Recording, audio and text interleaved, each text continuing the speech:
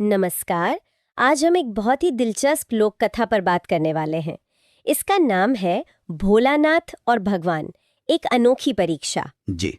ये कहानी एक किसान की है, भोलानाथ, और कैसे भगवान ने उसकी आस्था को परखा, वो भी बड़े अनोखे ढंग से। हाँ, और ये कहानी है तो छोटी सी, लेकिन मतलब सोचने पर मजबूर कर देती है। आस्था, मेहनत और समझदारी के बारे में। बिल्कुल। तो कहानी का जो किरदार है भोलानाथ, वो एक सीधा साधा मेहनती किसान है। भगवान में उसकी बहुत आस्था है। जी, रोज सुबह प्रार्थना करता है। बड़े सरल सी प्रार्थना है उसकी।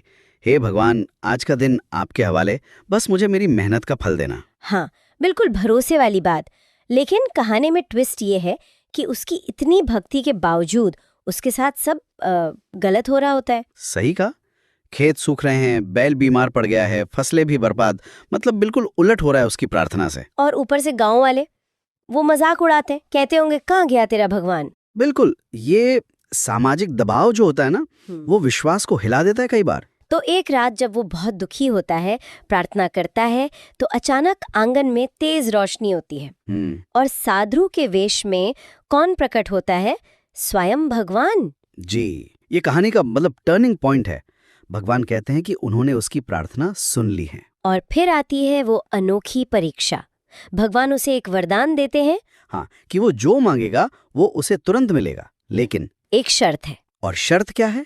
कि वो जो भी मांगेगा उसके पड़ोसी को उसका ठीक 2 गुना मिलेगा। बस यहीं पर सारा खेल है।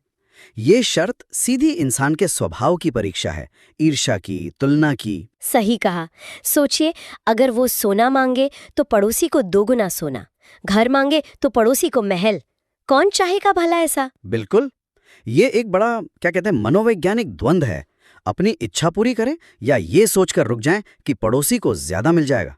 भोलानाथ भी सोच में पड़ जाता है।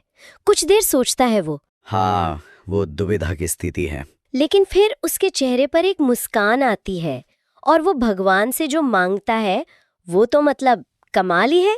क्या मांगता है वो? वो कहता है, भगवान मेरी एक आंख ले लो। देखा, ये है उसकी असाधारण बुद्धि, या कहिए व्यवहारिक ज्ञान।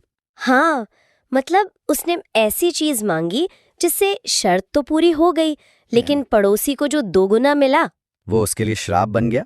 उसकी दोनों आंखें चली गईं। कितनी अजीब बात है ना। उसने सीधे सीधे पड़ोसी का बुरा नहीं चाहा। नहीं, उसने सिस्टम को ही इस्तेमाल किया। उसने शर्त की खामी को पकड़ लिया। यूं समझिए, ऐसी स्थिति बना दी कि ज्यादा मिलना अच्छा ना रहे।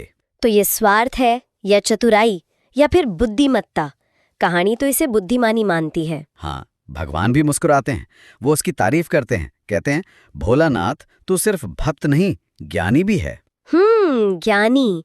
तो क्या भगवान ये कहना चाह रहे हैं कि ऐसी प्रैक्टिकल विजडम, भले ये थोड़ी टेढ़ी लगे, वो भी जरूरी है? शायद यही कि ईश्वर सिर्फ भावुकता या कह लें अंधी भक्ति नहीं देखते। वो विवेक को, प्रॉब्लम सॉल्व करने की क्षमता को भी महत्व देते हैं। लेकिन फिर भगवान एक और बात कहते हैं। जी। वो कहते हैं कि वो भोलानाथ को सब कुछ देंगे और उसके पड़ोसी को भी देंगे। हाँ, ये महत्वपूर्ण है। मतलब परीक्षा का उद्देश्य पड़ोसी को सजा देना नहीं था। बिल्कुल नहीं। भगवान समझाते हैं कि असली भक्ति दूसरों को दुख देकर नहीं होती, वो खुद को ऊंचा उठाने में है, अपनी समझ बढ़ाने में है। और फिर कहानी बताती है कि उस दिन के बाद गांव में भी बदलाव आता है। हाँ, लोग वो ईर्ष्या वगैरह छोड़ देते हैं, भोलानाथ की तरह मेहनत, भक्ति और सहयोग को अपनाते हैं। तो भोलानाथ का वो कदम, भले ही व्यक्तिगत लगा हो, उसका असर पूरे समुदाय पर सकारात्मक हुआ। सही।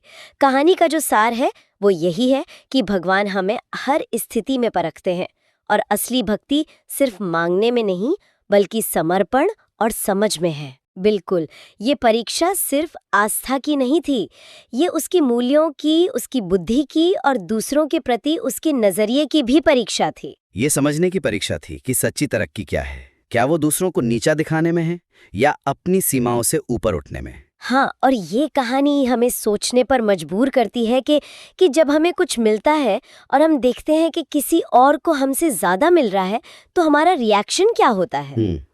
वो रिएक्शन हमारे बारे में क्या बताता है? हमारे अंदरूनी चरित्र के बारे में। बिल्कुल। क्या हम जलते हैं या हम अपनी खुशी पर टिके रह पाते हैं? तो ये कहानी हमें एक सवाल के साथ छोड़ जाती है। जीवन की असली परीक्षा शायद यही है कि हम सफलता को, खासकर तुलनात्मक सफलता को, कैसे संभालते हैं। और इस तुलना वाली दुनिया में संतोष और समझदारी का वो संतुलन, वो कैसे पाया जाए, ये एक बड़ा सवाल है।